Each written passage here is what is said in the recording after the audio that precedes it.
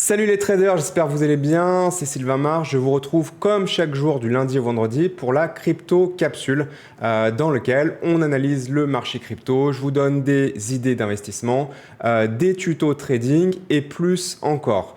Pensez bien à vous abonner si ce n'est pas déjà fait pour recevoir, comme je le disais, chaque jour une nouvelle crypto capsule directement dans votre flux YouTube.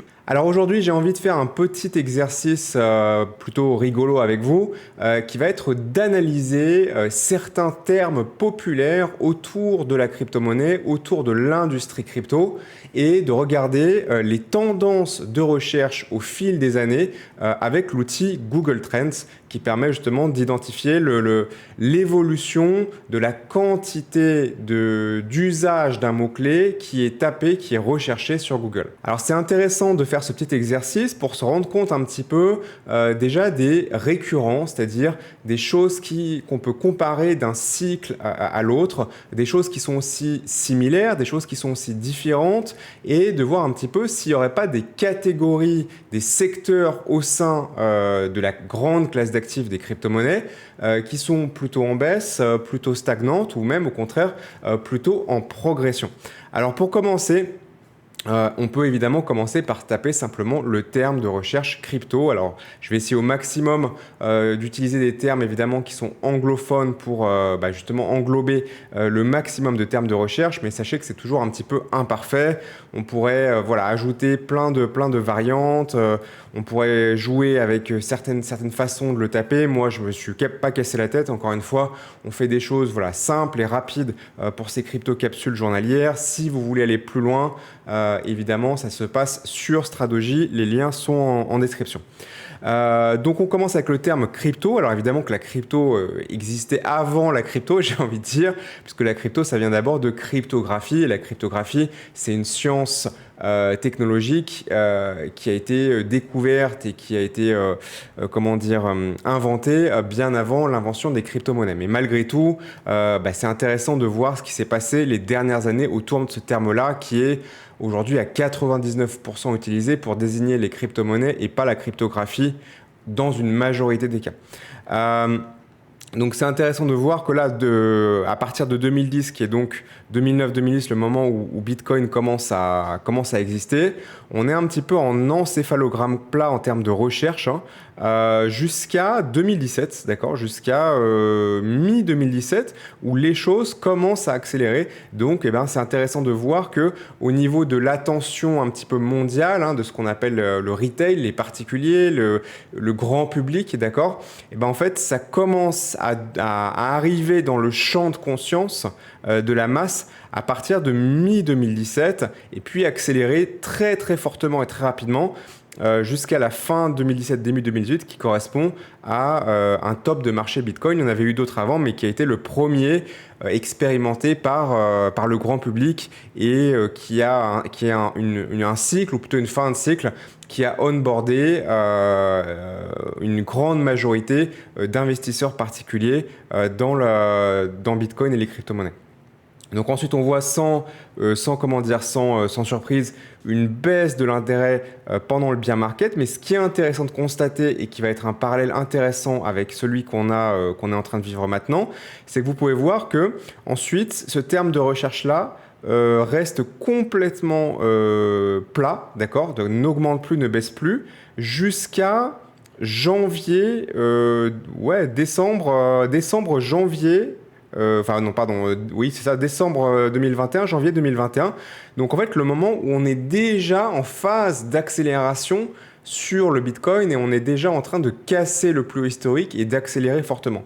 Donc vous voyez que en fait, l'intérêt des recherches ne précède pas le prix. C'est bel et bien le prix qui commence entre guillemets, à repartir, puis l'intérêt du grand public revient à ce moment-là. Donc, pour ceux qui se diraient « Ah bah oui, mais là, on a eu une phase d'accélération ensuite en 2021, puis on a rebaissé, puis on a eu de nouveau un pic en fin d'année 2023, début 2024 avec ETF Bitcoin, etc. » et puis les prix qui montaient bien sur les cryptos à ce moment-là. Puis de nouveau, on est en baisse. Donc ça pourrait, si on regarde ça en disant bah, c'est ça qui va driver le prix, on aurait l'impression de se dire que là, c'est un petit peu terminé pour ce cycle-là et on est un peu revenu à plat, quoi. Mais ce qui est intéressant de constater, c'est que c'est le prix qui va d'abord remonter et ensuite l'intérêt qui va suivre. Donc le fait qu'on soit dans cette situation actuellement en termes d'intérêt de recherche ne veut absolument pas dire que le bull market est terminé et qu'on ne va pas retrouver un ATH sur Bitcoin, sur les cryptos et avoir une nouvelle jambe haussière sur les crypto-monnaies.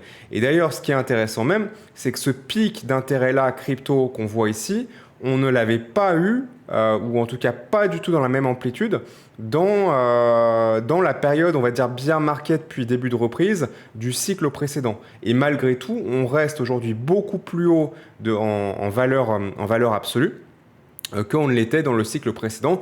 Donc on est malgré tout en tendance haussière et on a franchi une marche d'escalier sur les crypto-monnaies qui semble comment dire, se verrouiller. C'est-à-dire qu'on a un palier, on a un nouveau plancher ici qui est plus haut que le plancher précédent. Donc malgré tout, ça c'est quand même plutôt une preuve qu'il y a un intérêt qui s'est quand même accru malgré évidemment la cyclicité du marché.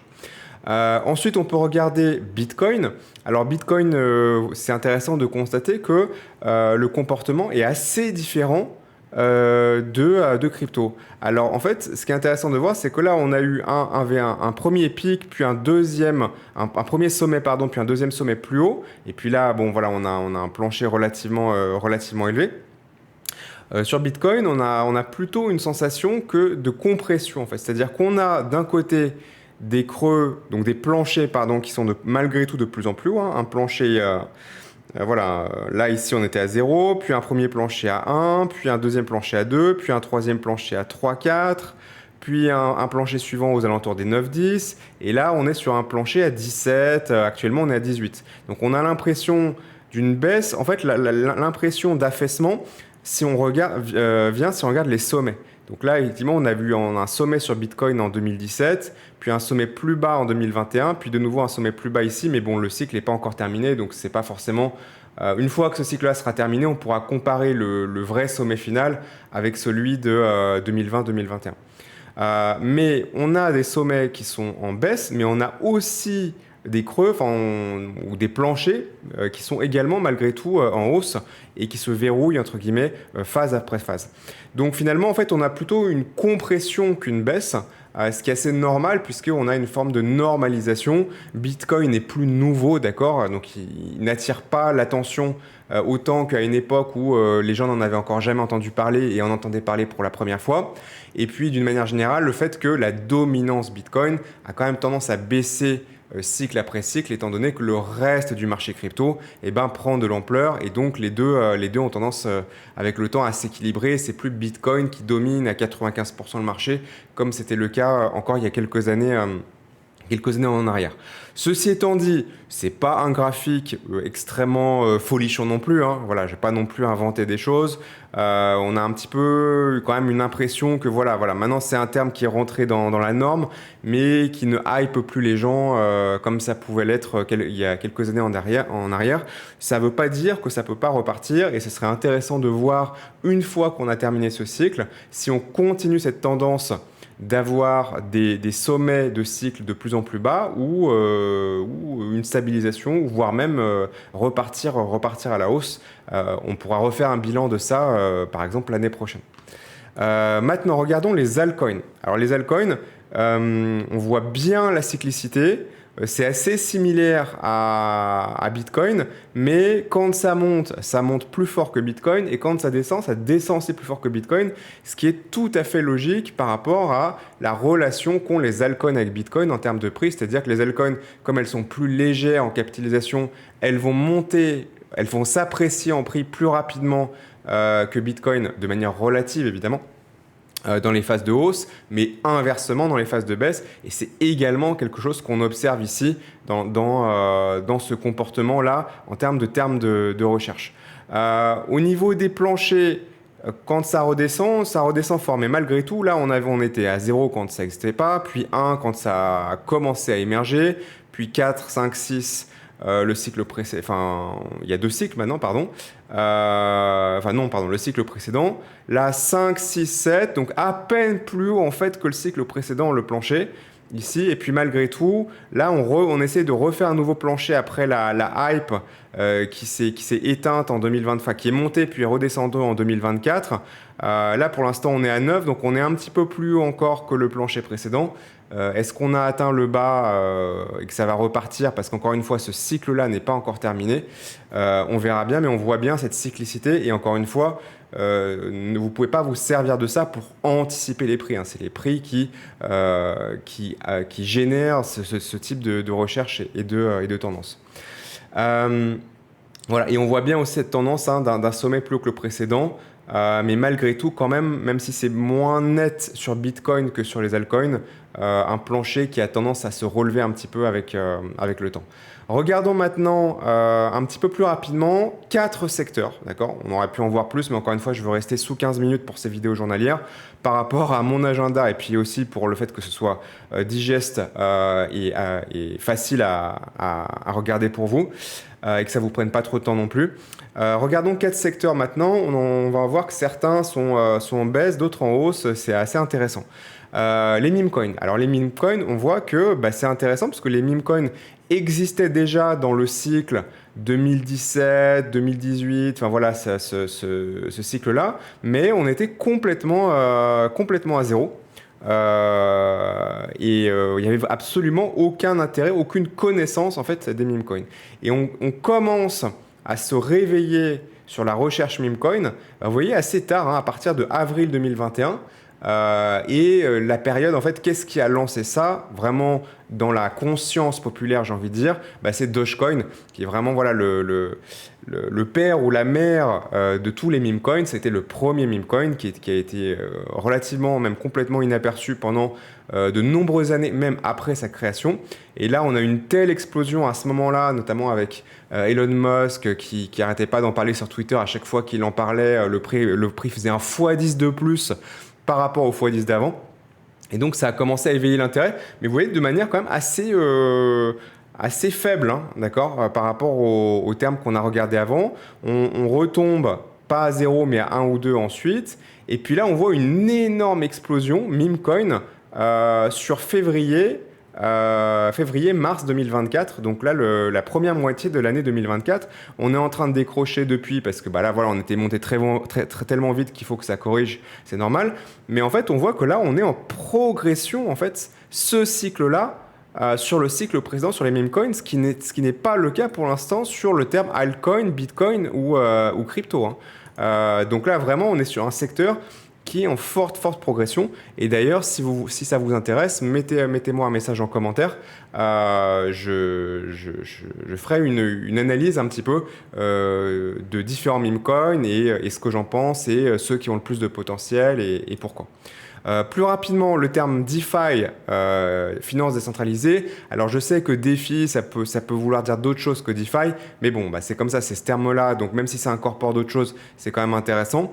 On voit un pic qui est clairement lié au sujet crypto-monnaie sur, pareil, début 2021, qui était vraiment un moment de grosse hype sur la DeFi. Puis on est redescendu et depuis, voilà, il ne se passe pas grand-chose. Peut-être que la DeFi repartira à un moment donné, mais pour l'instant, on voit qu'il ne se passe rien d'intéressant. Avant-dernier terme, RWA, donc ça c'est typiquement un terme lié au crypto, même si ça peut être aussi une abréviation pour Wanda, mais c'est pas ça qui va impacter très fortement les termes de, comment dire, l'évolution de la trend sur les termes de recherche.